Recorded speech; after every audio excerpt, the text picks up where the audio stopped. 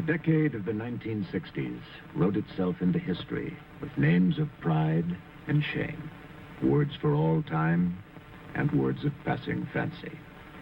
The decade created a new vocabulary of the magnificent and the minuscule.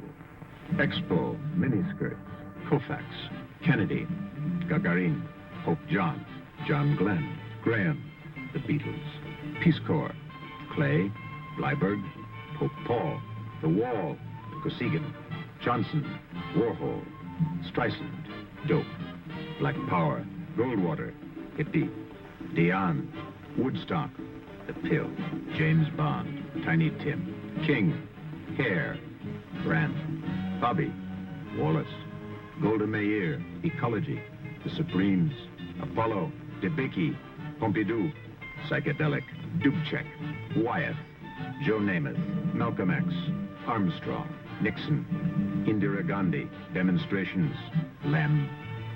But no name, no single word repeated itself as often on the pages of the 1960s, and with so much controversy, as the name Vietnam.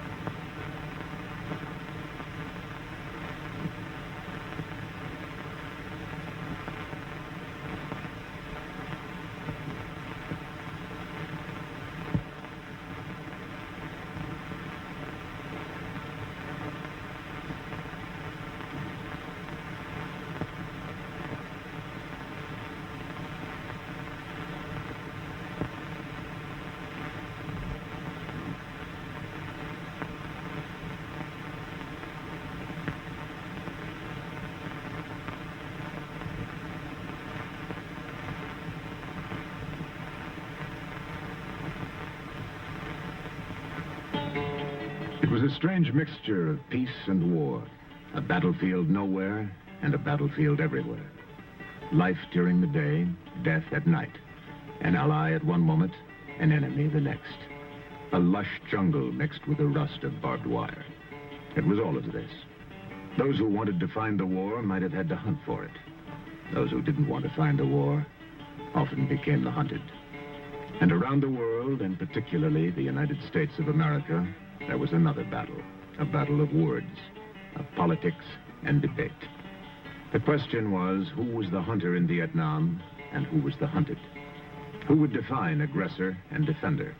And there was the larger search for a definition of the word peace. Did peace mean only the absence of war, or the absence of war and fear and oppression? This film is a story of the 1960s in two parts. The story of both conflicts, of war and debate.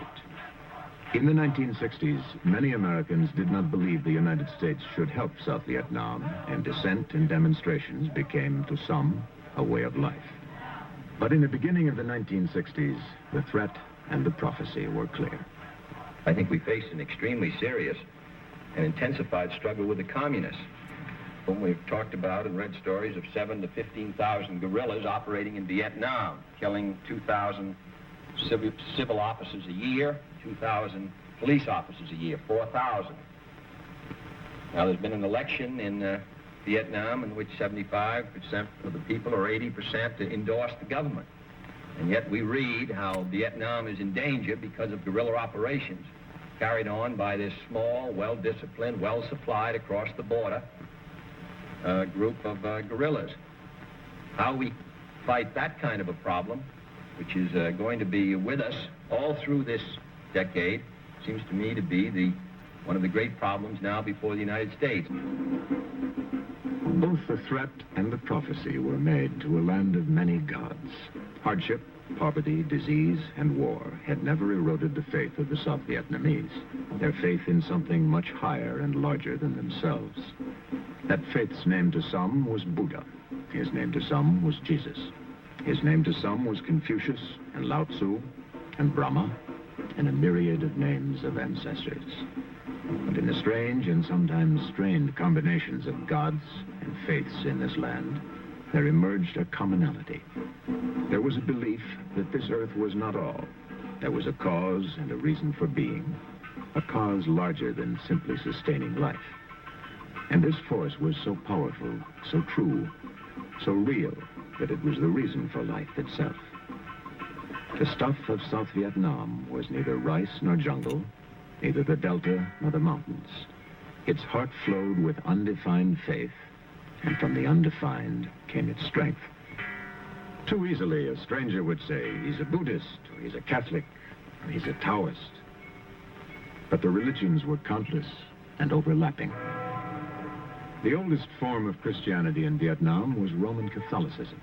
Since the partition of the Vietnams, hundreds of thousands more Catholics came to the South, where the practice of religion was still free.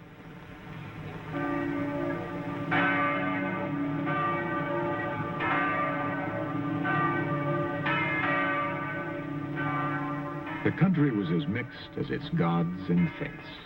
The urban lives of Saigon, Hue, Dalat, and Da Nang, Nha Trang, and Vung Tau were full of cluttered patterns. Students and merchants and lovers and shoppers met in the splendor of an Asian disorder.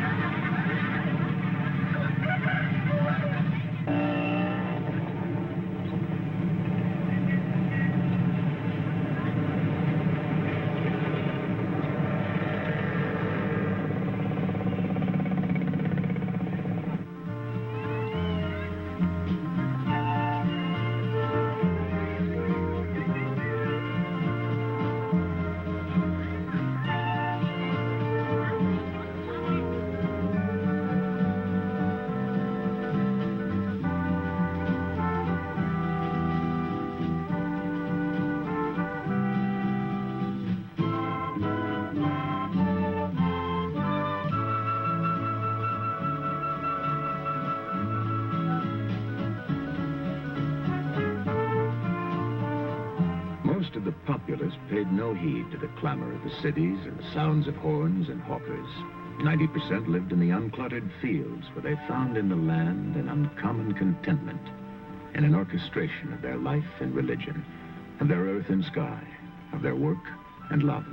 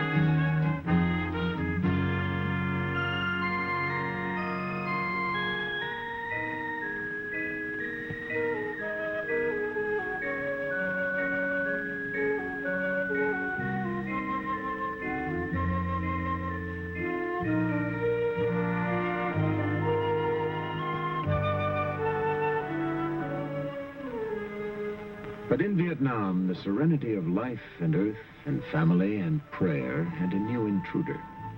The intruder was not always visible, not always apparent. At times it was difficult to believe he was present in the country at all. But he was. His habits were irregular, his preceding route was unknown. His next steps were never told in advance. But the evidence that he was there was fast becoming a part of every horizon.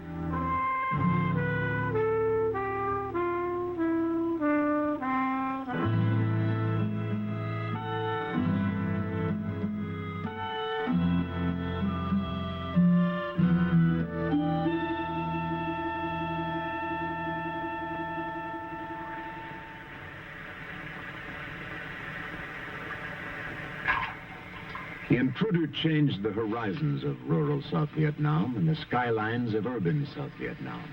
As 2 million refugees escaped from the north, not only shrines grew in the south, but hospitals as well. For now there was more than the sick to heal.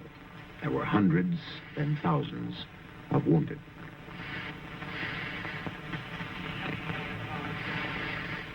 Let's have another refractor, please.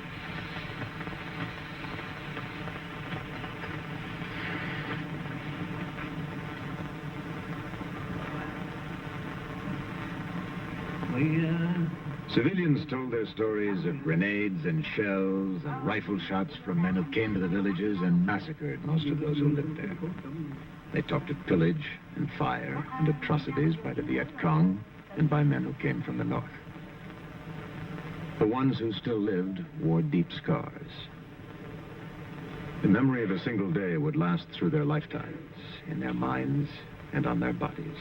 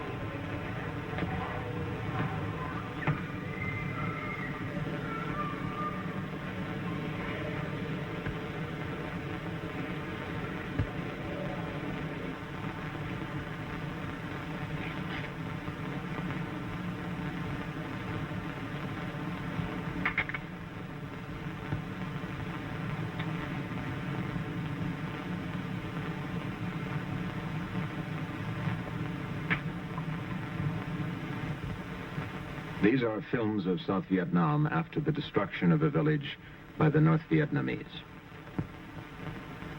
To those in command of North Vietnam and the Viet Cong, the pursuit was a united Vietnam under Hanoi with a communist government. To those in South Vietnam, the pursuit was to be left alone. But they were not left alone. The story was always the same. It became a daily way of life and a daily way of death. Village after village, city after city. Today, dozens killed in one area, hundreds in another, thousands in another.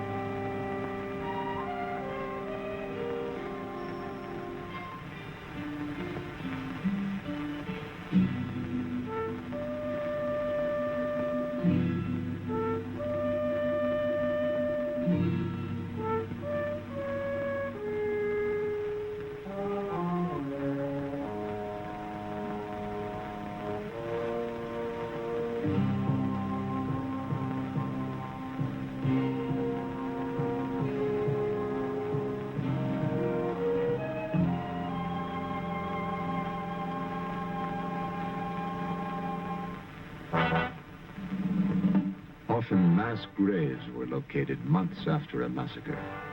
The ones who were previously known only to be missing were found, identified, and buried.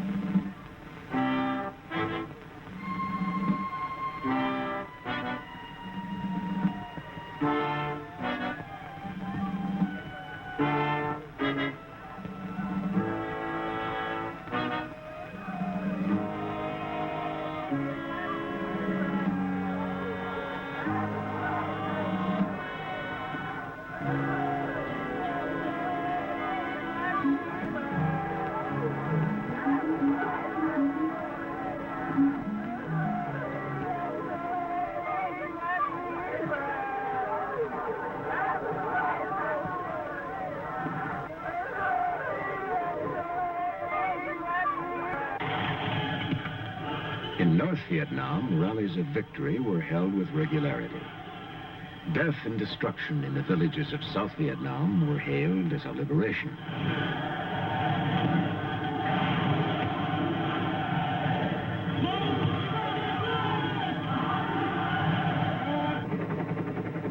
The South Vietnamese reacted with missions to search for and destroy the weapons used against them. In the early 1960s, reconnaissance flights began. From the air, the land looked lush and innocent. Signs of an enemy or weapons storage were non-existent. If this lush land held secrets, it was rarely apparent from those on the quick overflights. And so the missions were preserved on film for later study by trained and unhurried eyes. Each flight brought to Saigon a precious cargo of photographs.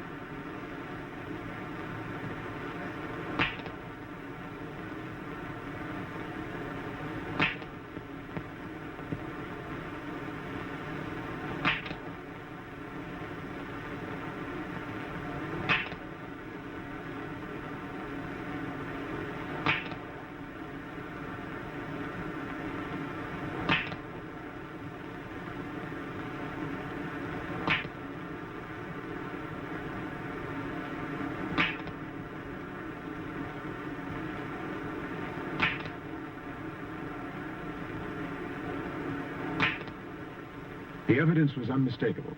South Vietnam was under threat from external forces, and if it was to stay alive and answer that threat, it would need support. On the occasion of your New Year's celebration, my fellow Americans and I extend our very best wishes for the prosperity and well-being of the government and the people of Vietnam. In your struggle against aggressive forces of communism, the sacrifices that you have willingly made, the courage you have shown, the burdens you have endured, have been a source of inspiration to people all over the world. Let me assure you of our continued assistance in the development of your capabilities to maintain your freedom and to defeat those who wish to destroy that freedom. And so the Americans came to Vietnam. Other countries came as well to help the South Vietnamese. Australia, New Zealand, the Republic of Korea, Malaysia, the Republic of China, Thailand, and the Philippines.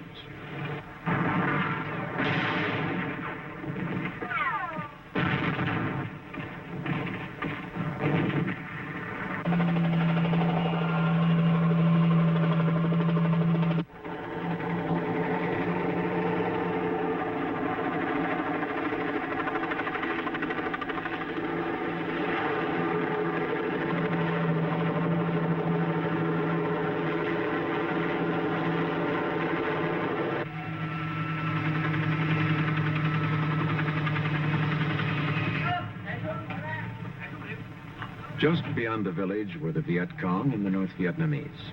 The civilians of the village were evacuated before the battle that was sure to come.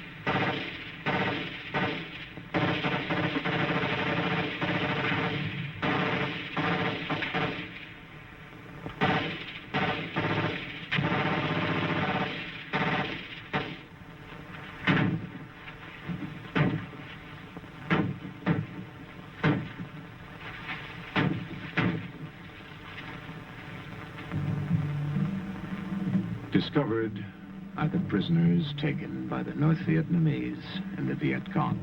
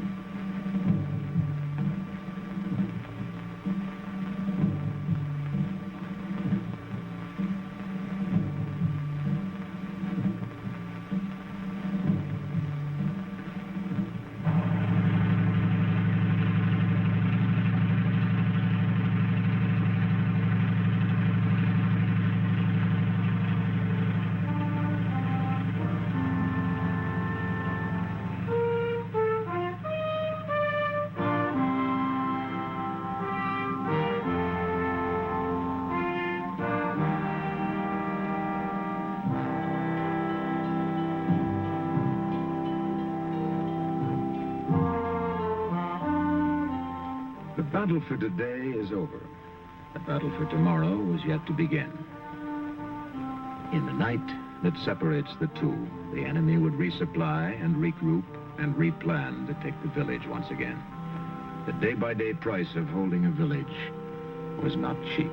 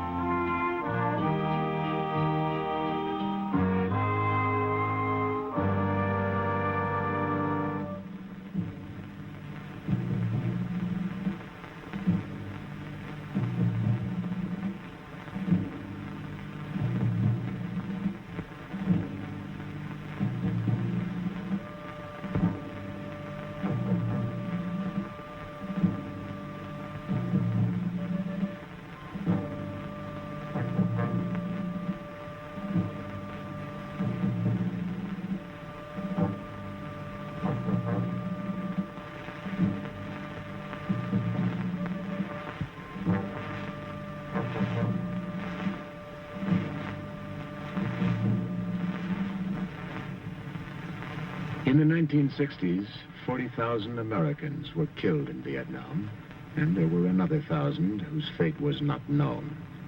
And the wives of the missing appealed to the representatives of North Vietnam. We are very puzzled about why they won't tell us whether or not the men are alive or dead. It seems a very simple thing for them to do. They have told many wives to come back and demonstrate against the United States government. And they implied that we should join the Women's Strike for Peace and that this would be the most helpful thing that we could do to help our men. Once we educate the general public, not only in this nation but worldwide, to the true facts that these men are in fact not being treated the way Hanoi would like to paint the picture, then I believe public pressure will be brought to bear upon Hanoi, and they will be shown up for the dishonesty and distruth that they are putting forth. We tell the world, we have not heard, we do not know. Please just let us know if our husbands or sons are alive. This is so little to ask. I've gone to see Senator McGovern since he has been to Paris and has talked with the North Vietnamese. I have written to Secretary General U Thant at the UN, and I have written to Xuan Thuy several times, have not received a reply. In one of my most recent letters to Senator Fulbright, I said, last summer I wrote to you asking for an appointment with you and expressing the idea that the most vociferous critics of the war had very probably lengthened the war and thus had a detrimental effect on the possibility of release for the prisoners. At that time, you refused to see me on the grounds that my idea was so preposterous, and that was his phrase, that visiting with me would serve no purpose. We're going back today to Paris in hopes of finding the information that we originally went there seeking. On September 17th, the North Vietnamese promised to send us letters regarding our husbands' status and well-being. We have not to date received those letters. We still want to know about our husbands. We want to know what we can tell our children concerning their fathers. Well, yes, at the beginning, the real rough treatment came at first when they were trying to get military answers from you. And then after that, they tried to, force you into appearing before these delegations to say that you had received humane treatment. and they would, throw rocks at you and hit you. And one of the little ones came up and hit me in the side of the mouth, and it dislodged a filling. But and then once I got to the camp, they refused to give me medical treatment, saying that I was going to die in 4 hours if I didn't give them information. I just finally passed out. The North Vietnamese tried to get Lieutenant Commander Stratton to appear before a press delegation and say that he had received humane and lenient treatment. He refused because his treatment hadn't been humane. He had been tied up to ropes, with ropes to such a degree that he still has large scars on his arms from the rope burns which became infected. He was deprived of sleep, beaten, had his fingernails removed, and put in solitary, but the North Vietnamese insisted that he make the false humane treatment statements and threw him into a dark cell alone to think about it for 38 days. I feel a strong obligation to the men back there, and they know that I'm going to come back here and tell the truth, and that's what they wanted.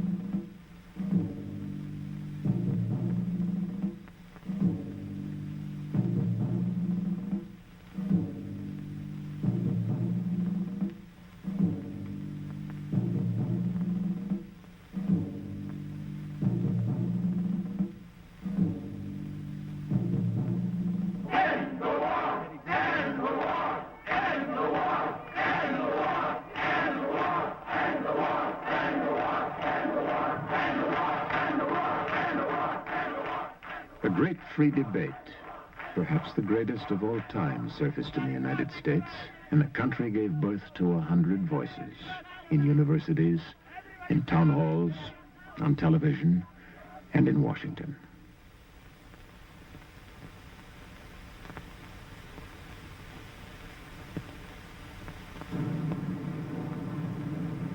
I'm opposed to this war not only because I think that it is morally and legally wrong, but because I think it is destroying the good name and the leadership of the United States. Furthermore, I believe that the war is militarily unwinnable. If we should succeed in bombing Vietnam to rubble, we will only find ourselves up against the Chinese. Look, what I could do with is more compassion and more sympathy with those tens of thousands of civilians in South Vietnam who have been killed and kidnapped by the Viet Cong and North Vietnamese forces as a matter of deliberate policy.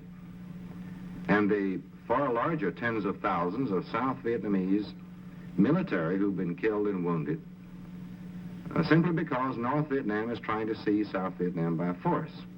I lost a really dear friend over there, and all of a sudden it brought it home to me.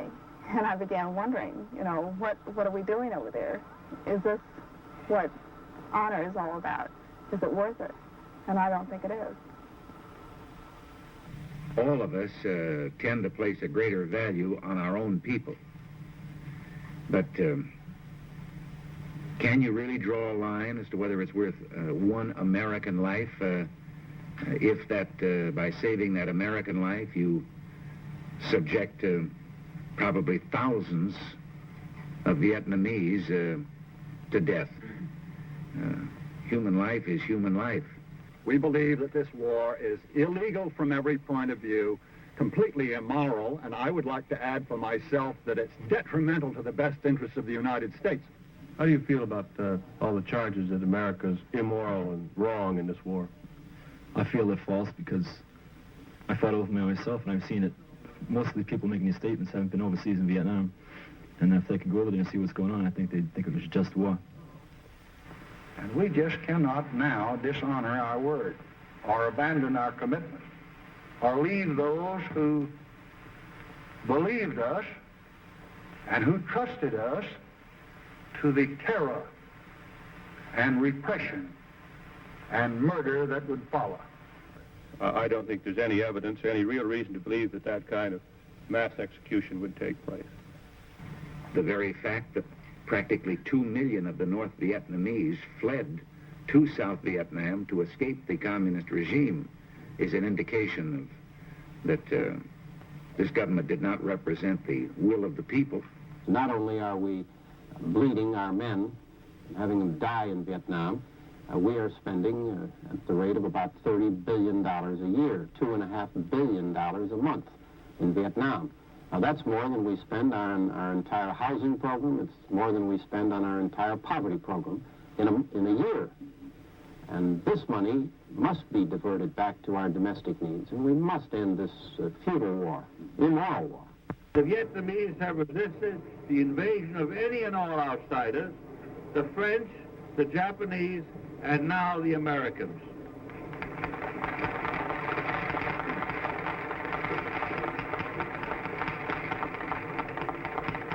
And let me say, as one whose opposition to our policy in Southeast Asia long preceded the rising tide of revolt against it, that there can be no peace by negotiation. The NLF is part, of course, of South Vietnam, a part that is like an alien body, fed, supplied, supported, and kept up in some state of vigor by a hostile force outside the country, namely in North Vietnam. I wonder how we in this country, or somebody in any other Western European country, would feel if such a force existed within their ranks and somebody from the outside would tell us now, be a good boy and let those people determine your fate. It started out as a colonial war, it became a civil war, and we intervened on one side, a thing which this country has never done before, and I hope never does again. Do you feel that what you've gone through and what you're going to have to go through the rest of your life was worthwhile? Yes, I do. Because I think just about all people should think of just one thing right now, and that's freedom. And the only way we're going to get freedom is to protect ourselves, whether it's in this country or in other countries that need our help. And I think a lot of people feel the same way as I do. Well, I've said that we ought to publicly indicate our willingness to accept a new government in South Vietnam, which would be a coalition government or a fusion government. I don't really care what they call it. You'd have to anticipate that it would include elements of the Liberation Front, because this is really what the war has been fought about. The purpose of communists is to have a coalition government, and from that to dominate the South Vietnam under the communist regime. And our people in South Vietnam don't like to have a communist. Well, to those who are flirting with communism, I can only say, have you ever lived under a totalitarian government? Well, I have lived under two types, National Socialistic as well as communism. And I know what I'm talking about. Why don't you ask a Hungarian or a Czech or a Pole or anybody else how they like it before you really ignore the facts of life and support something that you wouldn't want for yourself or for your children. If we cease bombing, we are, in a sense, not knuckling under, but calling the bluff of other governments who have said that this is the key. and confront them with the responsibility of following through with the imperative logic of their pronouncements in this respect. Well, it's a risk for peace. That might be one element, but I don't hear very many people talk about stopping the invasion of South Vietnam by the North Vietnamese. It seems to me that the two go hand in hand. There had been 4 or 5 bombing halts. The Soviets had asked us once to halt the bombing for 2 weeks. The suggestion being, the thought being, that they thought negotiations could begin within that period. And the bombing halt lasted for 37 days and was resumed when nothing had started. I have now ordered that all air, naval, and artillery bombardment of North Vietnam cease as of 8 a.m. Washington time, Friday morning. This is the kind of peripheral struggle that I think should be compromised. And I don't mean by that we run out and run it. I don't advocate we just say forget it at all. But it isn't of the kind of importance that surely would cause great nations to go to an all-out war. If you're going to fight a war, I believe in winning it because you're losing lives. And this is one thing ought to be #1 priority. And whenever you get into war, my own idea is get everything you can, fast as you can, use everything you can, and get it over with. And I preach this, I'm not saying anything new. Until the president stands up and says, we're bringing all of the troops home as quickly as we can bring them home, we're bringing them home now, I think the anti-war sentiment in the country will continue to grow. We have to bring them home, and we have to bring them home immediately. That ending the conflict is not so simple as just calling it off and coming home, because the price for that kind of peace could be 1,000 years of darkness for generations yet unborn. You don't think there should be a demonstration against the war? Do you think it does any good? It might hurry up the withdrawal? No, I don't think it will hurry up anything. It might delay it. Oh, do you have any children? Yes, I have 3 boys. Any of them old enough to take part? One will be 18 next month. Last spring, Jerry Grossman, a Boston businessman, who is the president of Massachusetts Peace Action Council, suggested that it might be possible to begin to put together an effort across the country to take time away from regular activities and instead devote those days to working against the war. A lot of Americans are against war, but a lot of them that are against it don't really know everything about it, and they half know about it, and they don't really try to understand. They don't know the Vietnamese people, and they don't know the situation between the South and the North. That's their objective. It's not peace. They know they are not become stronger, but they believe in you become weaker and weaker. Most of what you read is made of lies. But speaking what you would, ain't it everybody's thought to wake up in the morning when we rise? Can you imagine a protester in Hanoi, how far he'd get if he wanted to protest North Vietnam sending troops into South Vietnam or into Laos or Cambodia? He'd end up in a jug. Have the authorities taken any action against you because of burning your card in Central Park in New York? None whatsoever. How do you feel about those who say that you're delaying the war, continuing the war, that prolonging it with this kind of action? We want the war to stop, and we feel the best way for the war to stop is for the United States to get out of Vietnam. The moratorium probably militates against the possibility of getting a satisfactory negotiated settlement from Vietnam, from North Vietnam, because it encourages them not to negotiate. End the war! End the war! End the war! End the war! End the war!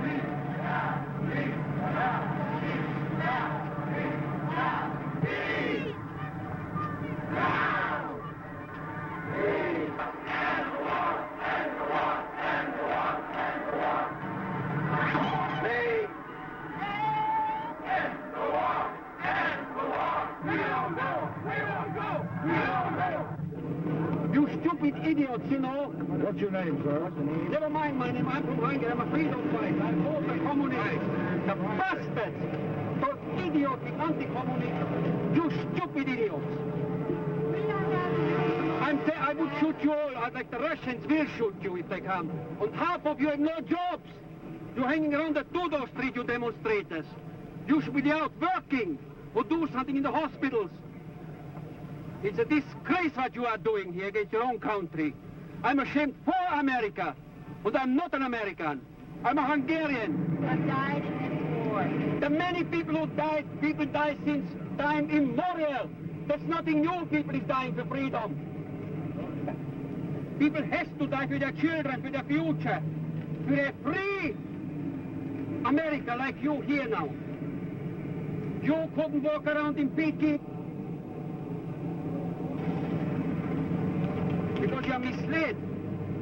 Deep inside, I'm sure you're all very, very decent people. And you want the best for humanity. But humanity is finished in the communist countries. You should be not shot, that's too good for you. Do you know what it means having communists go to Hungary, to Czechoslovakia, go to East? Don't laugh so idiotically on the back. Don't run away now. You should listen to that. Stupid idiots. The people here is fighting for freedom. Every coolie here is a hero. Every coolie, every Vietnamese should get a medal. Every American who works so fights here is a hero. You will realize when it's too late. The debate went on. The demonstrations went on.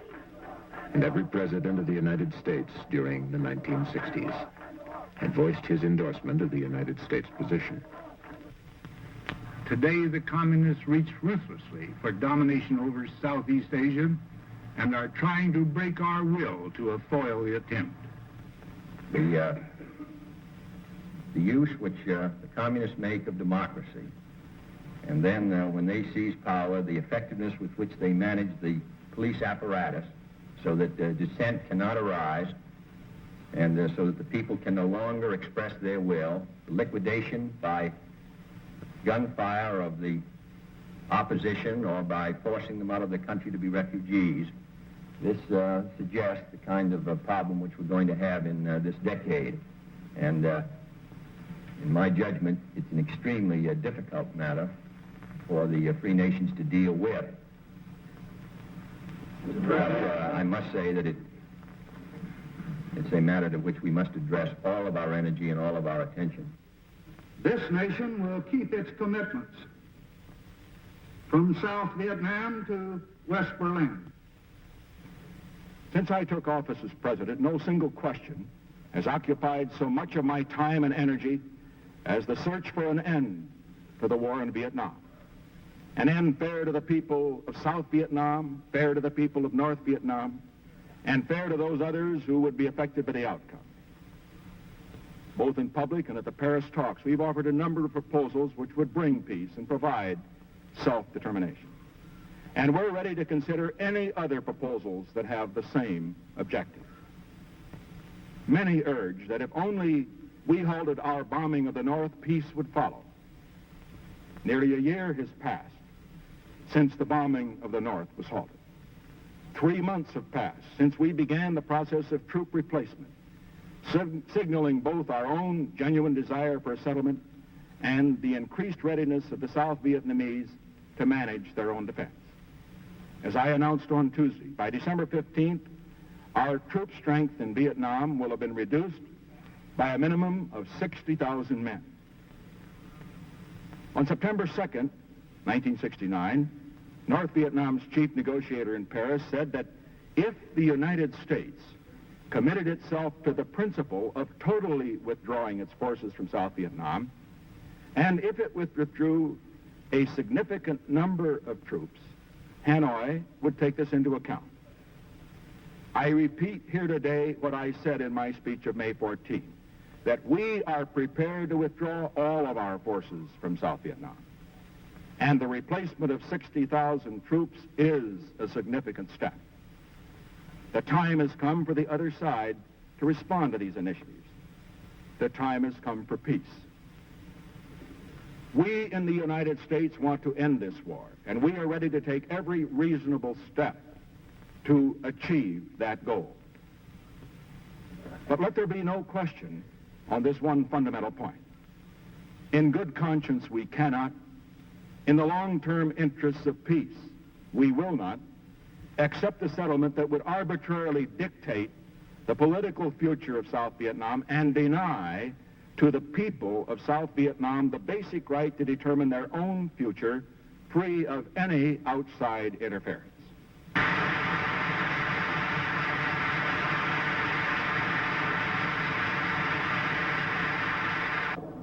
But the demonstrations and parades continued with a yell of hell no, we won't go. In South Vietnam, there were other parades where cries of hell no, we won't go were non-existent. For without defense, their families and country would live no more.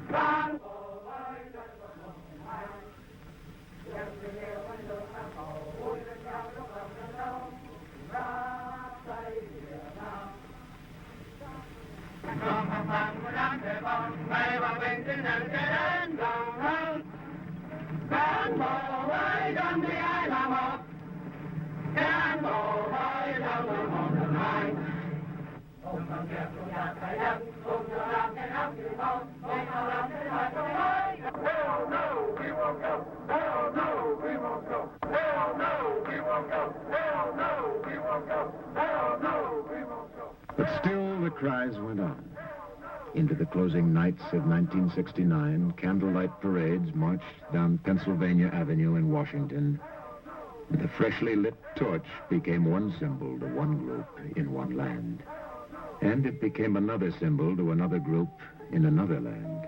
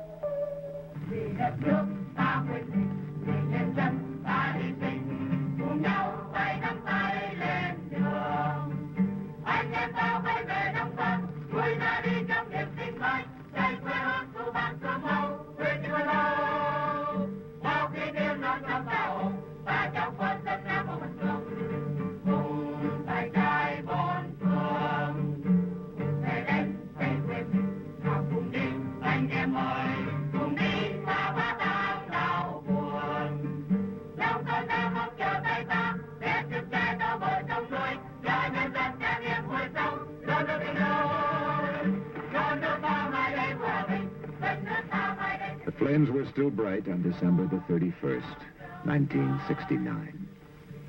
Whether that fire would be a permanent light of freedom or would be extinguished was not to be known within the decade. The United States had given lives and treasure and prestige to buy time for the South Vietnamese to face alone what had to be faced. In the last year of the 60s, the troops of the United States were leaving behind trained and equipped South Vietnamese to defend their destiny. For the guns of the North within the South were not silent. Though the decade was done, the struggle of the South Vietnamese to be free was still unfinished.